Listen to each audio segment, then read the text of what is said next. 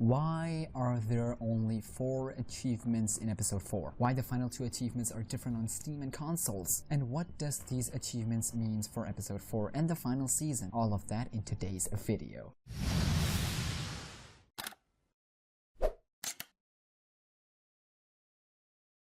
Now before I begin, I know what y'all thinking. Hey Smack, where's Nicole, where's Chantel? Now listen, I sent the script to Nicole. She said she couldn't do it because of the tight schedule, and other narrators are also busy, so of course I have to take the responsibility. It's not like I don't want them to be on the channel, it's just that they're all busy. We don't earn anything from here, like it's not our full-time job, and you know, life gets in the way, so please, I apologize. And besides, this is my channel at the end of the day, so it is inevitable for me to do every single video, and I guess you guys need to get used to it. Anyways, what is up SmackNPie? It's your boy SmackNPie here with another Walking Dead video for you guys. If you're new here and want to see more theories, leaks, and news, start now by subscribing and hitting that bell so you don't miss any future uploads. Okay, so today's video is specifically focused on leaked achievements, and like I said in the beginning, 3 important questions that we'll try to answer today. A while ago we made a video /update where we basically went on to episode 4's last 2 achievements are different in names and descriptions. That was heavy to theorize the ending for final season, and today we're gonna dive deep into these topics, so let's get started.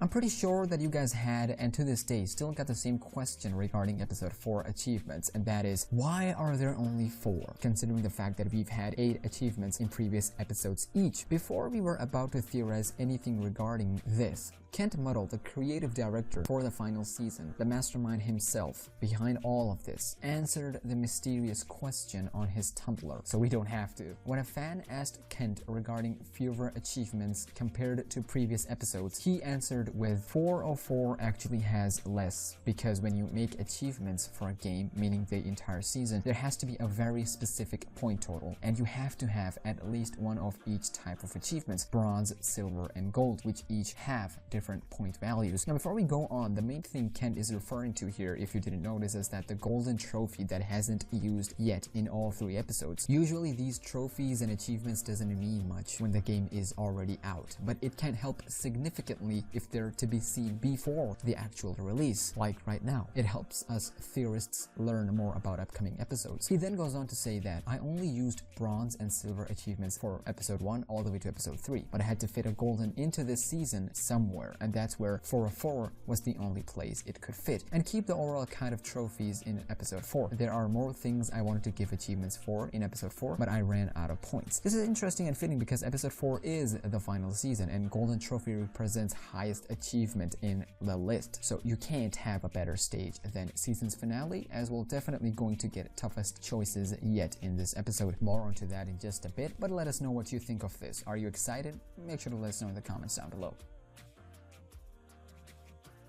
We found it really interesting that consoles and Steam versions of achievements, specifically the last 2, has different names and different descriptions. What's also worth noting is that the last 2, which are different in names and descriptions, were hidden as hidden, which means they could change hands with each other. What I'm trying to say is that the last 2 replace each other, and we're gonna get to that in just a second. But as you can see, the first 2 are the same with the same name, same descriptions, but the last 2, this is where things get interesting. You see the icon, the picture for the last 2 are the same. That's why we believe that these are replaceable, as in they change hands depending on what you do and choose in episode 4. Allow me to explain. Let's start with left hand side. We have promise with description, said you would never leave, and on the right hand side it says better life with alarming description of trusted someone else. This is quite interesting as it puts us into this scenario where it hints towards a heavy and emotional choice, and we're gonna get to that in just a second. But the next one is Clementine's hat. You see these icons, they are the same but with different names, so that's why we're enforcing the idea of these 2 coexisting in the same time. Lost and found with a terrifying description of found Clementine's hat. Now the reason these 2 are different is because, going back to question 1, as Kent Muddle said that since they wanted to add golden trophy there wasn't enough space to add more achievements. That's why they made these 2 different on these platforms, so we can have more achievements without taking extra space. But what does this mean for episode 4? Well, let's find out. You see, without making anything too complicated, we can clearly see that episode 4 will have the most emotional choices yet. There's a chance of someone's closest death, heavy AJ choices, and of course debatable Clementine's death. So without wasting any time, let's go through episode 4 acts first. The first one is quite easy to be honest, and it really matches up with what we got in episode 3 ending. Red water. It's cut and clear as red here is a metaphor for blood, and add that with water, blood water, aka bloodbath, which is a metaphor itself for all the Delta members trying to escape, including us, and survive the explosion. People have to kill each other just to save their own, and that's what we will have to do. Bodies everywhere and stuff like that, so it's easy. The next one is the final lesson. This has to obviously do with AJ, as we'll teach him one final lesson before Clementine's story comes to an end, and we might not get any more chances to even talk to him, let alone teaching him any more lessons. Obviously, this is going to be that part of the episode where it'll show up and make us appreciate the writing and relationship between AJ and Clementine and how far they have come. One more thing, that this will open up the potential of Tennessee's death, since AJ himself said that Ten is his first real friend, and losing him, since he never dealt with anything like that or never dealt with losing someone that important, this is where he'll learn the lesson of how to say goodbye, the final lesson. Intersecting that with goodbye achievements, more into that in just a second. The final act is quite interesting, scary, and intriguing. Now you see, what was the threat so far in this season? Raiders, Lily, and her goons, right? Okay, now that they're dead, they're gone, we have escaped. What's the next big threat? Because let's face it, if there's no threat to the school, what the actual F is Savior supposed to mean? Who's saving who from who? What the freak? That's where things get a little bit blurry, as Savior can be interpreted in so many ways. So many threats can be on the school kids, but that's not what we're going to talk about today. Let's just assume that there's a threat to school kids, since I need to research and think a lot for this one specifically, so please pardon me. School kids are in some sort of threat. Let's say walkers or remaining Delta group from the boat that survived the explosion are now coming back, attacking us, taking revenge on school kids. That's where Savior comes in, as Clementine almost giving her life to save the rest of us. Now this could go differently, as we might be in the boat explosion all this time, since episode 4 is definitely going to have a lot of flashbacks, such as Leaf Dream or extended ranch flashback, so we might get more time to still be on the boat. But then again, it's nearly impossible. Not impossible, but nearly, as the first act is called Red Water. This is going to be complicated, but let's assume that something threatening happened and our sacrifices helped the rest of the group to stay alive. Now I gotta make one thing clear, that this can play out in two ways. Number one, we're alive by the end. Number two, we're dead or close to dead after this. Now I know what y'all thinking. Hey Smack, that's stupid as freak. You're right, it is stupid because I'm tired. Anyways, this can be the same for AJ. He could be the one saving all of us. But let's move on to more achievements and do a quick rundown for all of them because we're running out of time. Goodbye, with description of did all you could. Now we mentioned a long time ago that these achievements aren't necessary to get one playthrough because these are all missable. And also, episode 3 achievements were clickbait, pure clickbait. Anyways, goodbye could play out in two ways. Number one, for Clementine and AJ losing someone. Remember when I said in Act 2 that someone's important's death? This is where this can come in, because the description of did all you could can go as in we tried our best but couldn't save. This can be for Tennessee, but I believe this is for Violet and Lewis, or one of them, or both. Number two, for Clementine and AJ leaving the school. Now there's a high possibility of them leaving the school and moving on, as this can also go in two ways. Number one, school kids understanding that Clementine and AJ are a threat to them and they gotta move on, they gotta move from the school so they can live safely. And number two, everyone is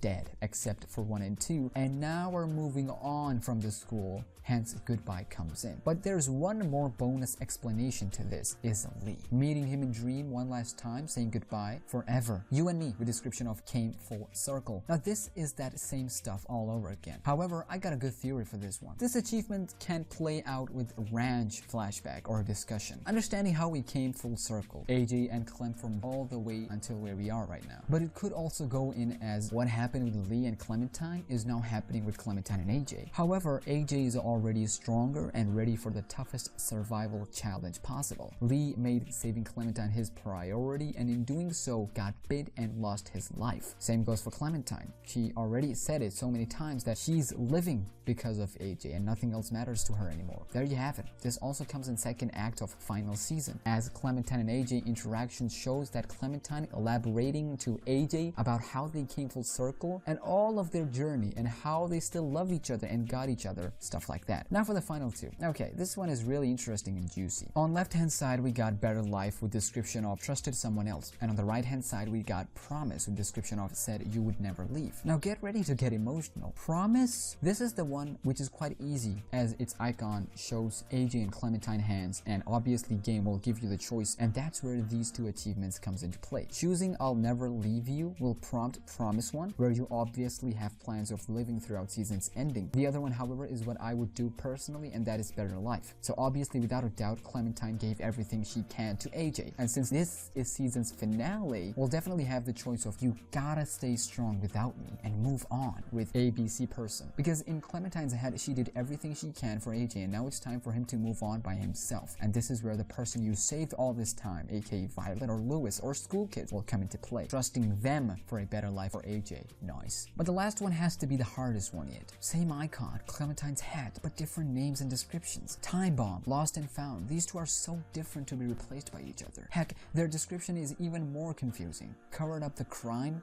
Huh? Found Clementine's hat? What? Don't worry, we got you. Let's start with Lost and Found, with a description of Find Clementine's hat. Now, we've been saying this forever, that this is third person. Find Clementine's hat. Clem is the main player here, but is acknowledging Clementine as third person? Why? It's because the third act comes into play. After saving the school kids and AJ and giving your life for them, whether it be in a herd or explosion or whatever, after the mess is clear, AJ and the other kids found Clementine's hat, hinting towards her death. But relax, this could also be a hint towards multiple ending. Finding her hat doesn't really mean she's dead. She could be injured, hurt, back at the school, and we as AJ outside find Clementine's hat, and that could go as one of the safe ending for Clementine being alive. And I'm really trying to see this out of the box. But with Time Bomb achievement, it's concerning because the description of covered up the crime, covered as in third form, it's already been covered. What crime? What did we do? What happened? The crime of letting Clementine die. The crime of Clementine's death. Now, like I said earlier, Clementine giving her own life for Group, while Group knew she's gonna sacrifice herself and still didn't stop her, and founding Clementine's hat with the ending of AJ burying her. That burying can be taken as an explanation of metaphor of coward. Coward is burying in this case, and crime is Clementine's death, which was totally avoidable. And bomb from Time Bomb is not that Clementine is gonna become a terrorist, call everyone up at one place away from school kids and AJ, whether it be walkers or Delta members, and boom, blowing herself up. Yay.